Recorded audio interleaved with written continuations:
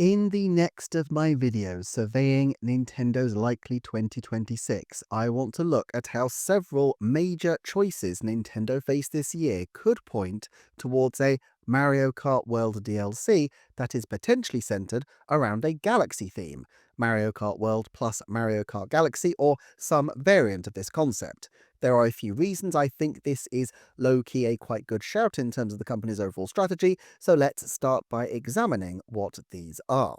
Firstly, Nintendo hasn't touched the price of the Nintendo Switch Online subscriptions in most territories for years and years, despite the fact that they have been progressively building up the service, so it's far from the relatively bare-bones offering it started out as. With RAM prices to absorb and with an increasing number of Switch owners now transitioning to Switch 2, I suspect the time to introduce an increase will be this year, although it may be that they don't actually pull the trigger on it until 2027, even if they do the announcement this year, and thereby give people an extra inducement to sign up to the service during 2026. However, if they are going for a price increase, they will need to sweeten the pot substantially. New consoles are always a possibility, and they could move N64 to the base tier while putting DS games onto the expansion pack, but they're running out of major consoles that they could feasibly add, and I don't know that the great mass of the public are likely to find DS games quite as compelling as the people who, let's face it, are already on the expansion pack. However, we saw how they organised this in 2021 and 2022, when they launched the expansion pack with the 1-2 hit of Animal Crossing New Horizons DLC and then Mario Kart 8 DLC as well. Their two biggest games having DLC that could be acquired through the subscription. It seems quite plausible that next holiday the installed base for Mario Kart World could be approaching 20 million, not least because they have very clearly used Mario Kart World as a way to entice people to the Switch 2 system by making the $500 pack-in bundle significantly more appealing than the $450 version without the game.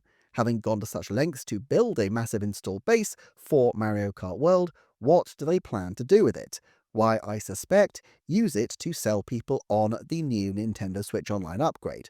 The second reason to think that we might get a Mario Kart Galaxy is that it could really save Nintendo when it comes to a major Mario title this year. You see, while all our hopes and expectations are on a major new 3D Mario from EPD8 in Tokyo, we have to consider the very real possibility that one simply isn't coming. We know that the team that worked on Super Mario Odyssey has subdivided down. Nintendo Software Technology have supported heavily the development of Super Mario 3D World plus Bowser's Fury and the Super Mario Galaxy duology, while they developed the core of Bonanza before hiring effectively a whole new team in early 2020s to take that game to the finish line. This makes finding a start point for development of the new 3D Mario at the EPD8 Tokyo team rather murky to determine, but it could well be that the game has only been in full development for 5 or so years, which is long by normal standards, but short given the scale creep of recent games in Nintendo franchises and the huge pressure the company may face for a flagship Mario title to really blow the doors off anything we've seen before. Now, I tend to think that there will be a Mario game. In fact, I'm leaning ever more towards the thought that they may well have a course-based game now and a more expansive game later in the generation. But we have to consider how Nintendo would deal with the lack of this kind of game in 2026 if it weren't to actually happen. When they had a Super Mario Bros. Film in 2023, they were able to follow it up with a huge Super Mario Bros. Game in Super Mario Bros. Wonder. If they can't follow the Super Mario Galaxy film with a new game linked in some way at least to Galaxy, what does that leave? I think it leaves Mario Kart Galaxy DLC. The third reason I think this is a decent shout is that we know that Mario Kart DLC is, in the end, surely pretty much inevitable. Now, it could be years and years before they go the DLC route as it was with Mario Kart 8 Deluxe, but on balance, I think a year or so is a good period of time before looking to build substantially on the core experience. And if they want to build on it, the obvious way to find a sequel to World is to make it Galaxy. It would also potentially take less time to develop than a whole new 3D Mario title.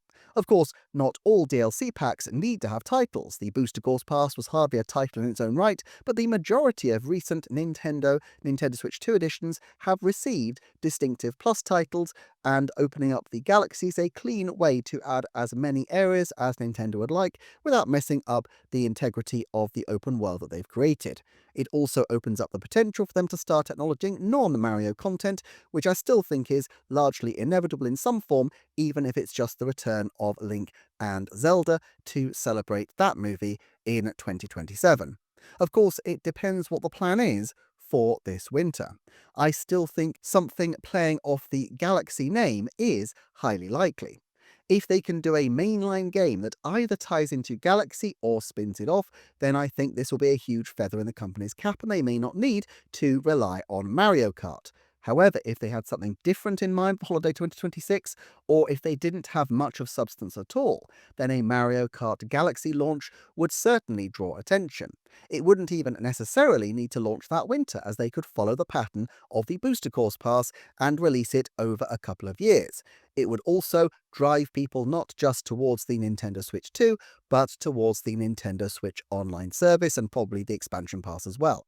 Remember that with Super Smash Bros. Ultimate, they dropped Piranha Plant for free close to launch, but then had the expansion pass characters following through the subsequent years. Some kind of extra exclusive Galaxy element that is then paywalled thereafter could work as a way to keep Kart World players aware that there is more to experience. I did briefly wonder whether, despite the presence of Starview Peak, we might actually get a specific Rosalina area, just like Wario and others have named areas, but reportedly the Japanese name for Starview Peak is Rosalina's Observatory, and in any case, the presence of the observatory in Starview Peak would probably make that rather redundant. On a slightly separate note, we should talk about the more imminent rumours about the emergence of more Donkey Kong content in Mario Kart World. I don't closely follow the rumour space, but in general I think it's overwhelmingly likely that more content is coming linked to Donkey Kong and other titles, but what I'll be interested in is how and when Nintendo deploy this. With Donkey Kong specifically, there is an issue that there are some quite exciting developments in the Kong world that take place in the later stages of the Donkey Kong Bonanza title, and it would be fun to see these referenced, but of course there are many different ways that they could do this. The most basic and obvious would be just to do a free upgrade and announce a few cool things. That would be fine. However, if they really wanted to tie into Bonanza, having a hole in the ground lead to a subsurface world in Mario Kart World could be a fun link and something a little bit more ambitious than just tacking on a few new character designs. They do, of course, have a Donkey Kong themed track already, so on balance I think a major Donkey Kong expansion feels unlikely, but it would be a cool tie-in. Okay, let's wrap up the video by reviewing some likelihoods. As ever, these are just my reckons at the time, and I hope to aim to be as accurate over the long term as the percentages I give, although obviously any individual forecast might well be complete nonsense. I therefore say the following forecasts at this time. 70% a US territory Nintendo Switch Online price increase during 2026. 30% a Mario Kart paid DLC in 2026. 10% there will be a Mario Kart Galaxy game or DLC by the end of 2026.